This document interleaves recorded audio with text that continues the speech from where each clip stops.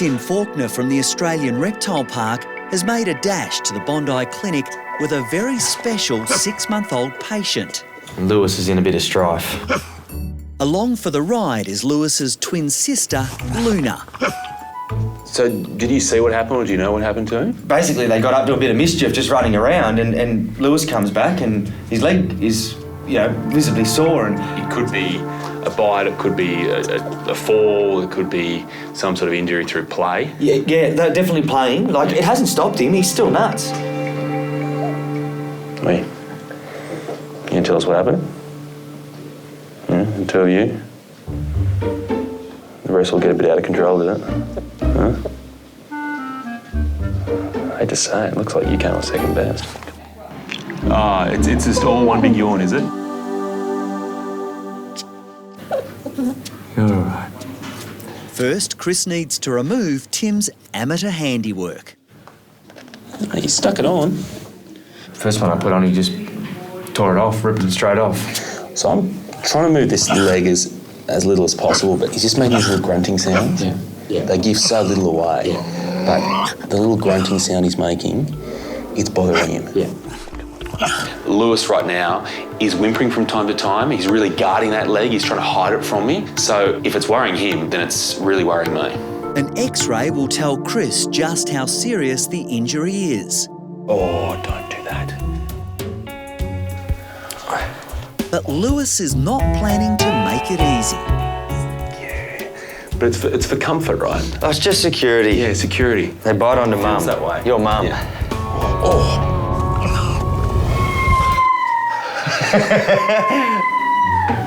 I've never heard a grown man make that sound. It's a dog, all right?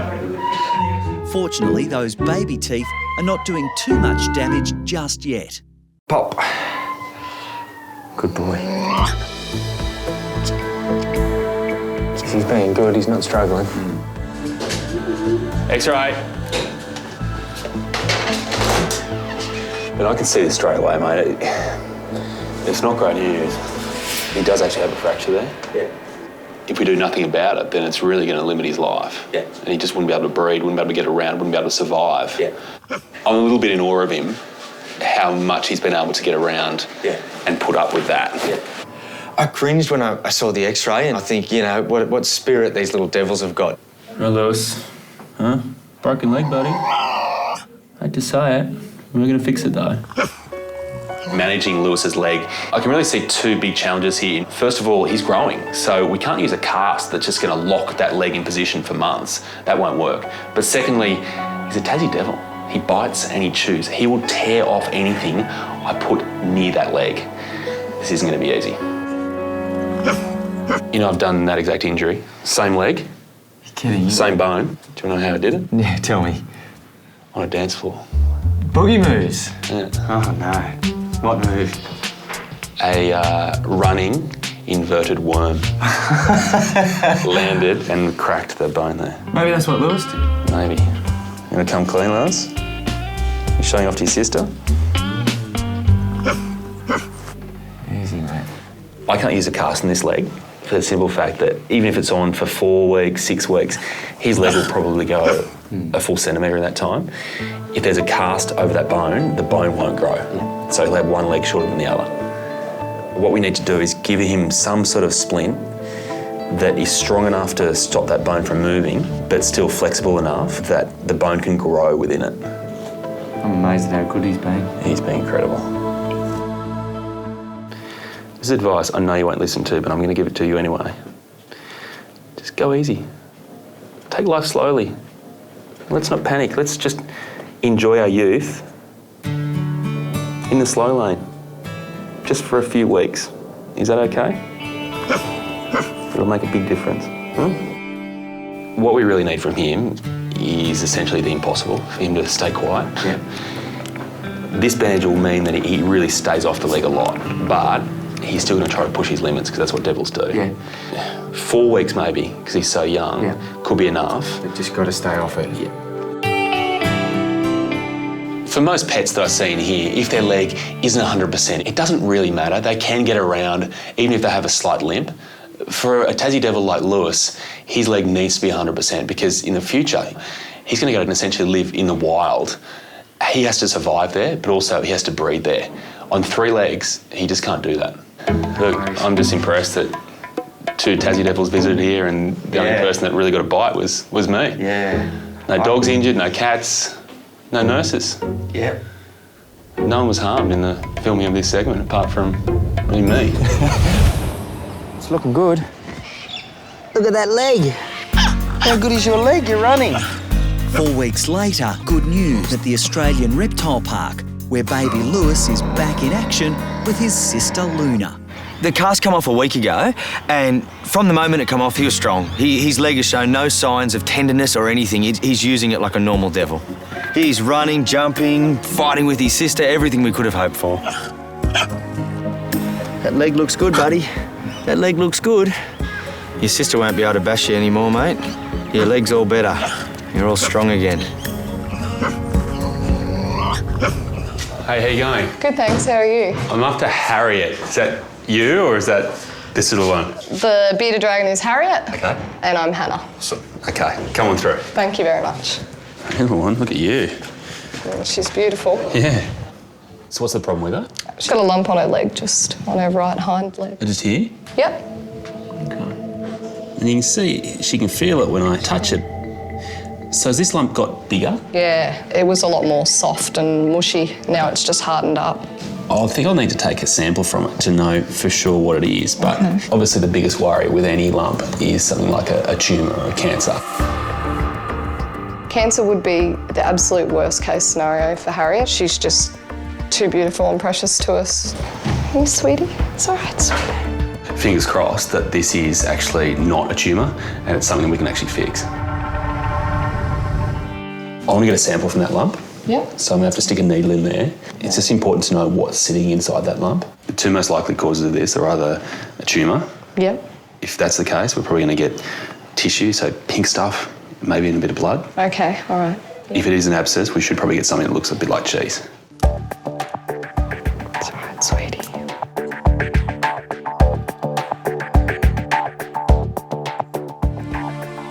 It's not really conclusive. The fluid that's come out is fairly clear.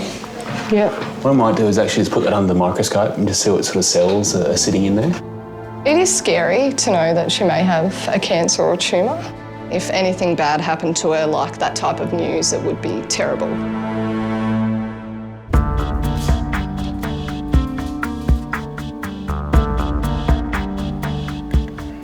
All right, there's a lot of one type of cell here. There's a whole lot of pus cells in there. So what we have is an abscess. That makes me feel a bit better than it being a cancer. Yeah. Thank you. It is a big relief to know it's not cancer and that it's just an abscess, but it's still a little scary. What's happened here is we've had an initial infection which has caused a sudden massive pus to form there. Okay. What happens with reptiles is that they can't break that pus down themselves. They're left with a lump. Okay. And it becomes firmer, harder, and it just stays there. The problem with this abscess is that essentially it's a ball of bacteria. If we don't do anything about it, it can very easily spread around the rest of the body, and from there, it could kill her. So she's going to need to stay with us, and we're going to need to actually put her under anaesthetic. Okay. And actually cut that lump out. Do you hear that, Harriet? The one thing that we just need to be mindful of is that reptile anaesthetics are tricky. Yep. They're hard. They don't generally breathe that well for themselves under anaesthetic. Oh, okay. So it becomes quite a big procedure to get her under anaesthetic and keep her there. Yep. Even though Harriet's small and we're dealing with something like an abscess, there's still a lot that can go wrong. All right. You need to say goodbye? I'm just worried that Harriet won't pull through it, but it's always that worry, isn't there? We've just got to deal with it. See you, sweetie.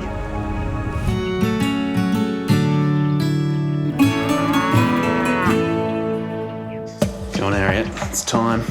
You ready, mate? Too right. Chris and Andrew are about to start surgery to remove an abscess from Harriet's leg. Let's get that beautiful beard of yours in here. Come on, it's okay. But putting the 3-year-old under anaesthetic is incredibly dangerous. The underlying problem with any reptile is their whole metabolism works incredibly slowly. So they can be holding their breath and be fine, or they can not be breathing and be far from fine. And they both look the same. Okay, the tail's just dropped there. Now we're pretty close there. Have you got the tube there? Yeah, all ready to go. Andrew is assisting Chris with the delicate operation, keeping a constant watch on Harriet's vital signs. They are darn difficult things to monitor the anaesthetic of. I'm pretty happy how deep she is. We'll just get her back on the tube. Harriet, being a reptile, is living up to the hype. She's breathing incredibly shallow, but her heart rate at the moment is pretty stable, so that's good enough. It's time to get started.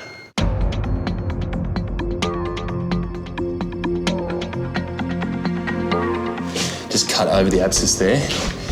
And now we just need to get in and around it and essentially shell it out. So the trick now is going to be getting right around what is going to be a pretty decent sized mass.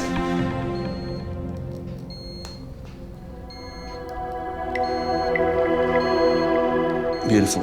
Beautiful job. So I'm just going to flush this hole here and just to remove any bacteria that might still be sitting inside there. It's time to sew it back up.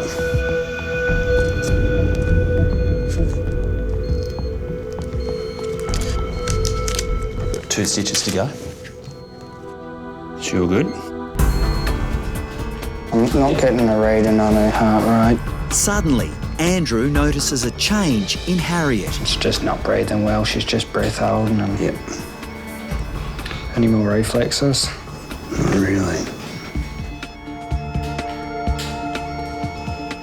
Come on, Harriet, come on. We've been through so much, don't give up now.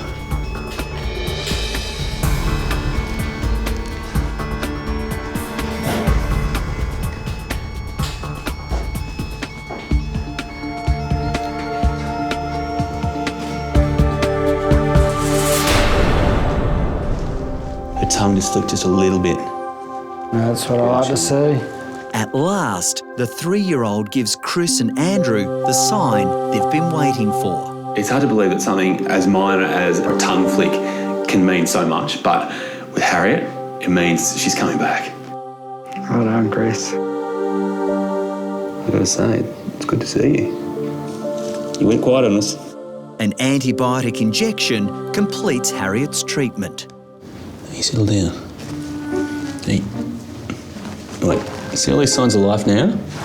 Would have been quite handy when you're actually under anaesthetic. Yeah? Should we put you away in the cage? You're going to rest. Another one. Come on. Let's go. It's pretty amazing to think that this clinic sees all the big stuff, but it's been a tiny little bearded dragon today that's caused us to have a wild ride. But she's pulled through. You rest up, okay? No more beard talk. You be okay?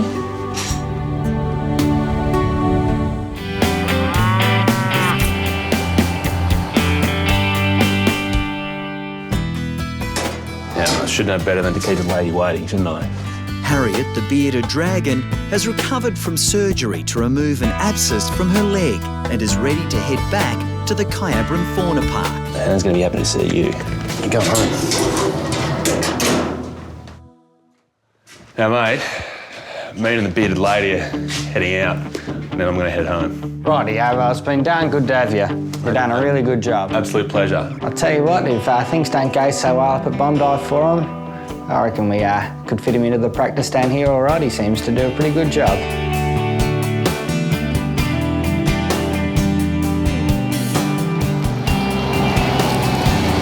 Now, Hannah.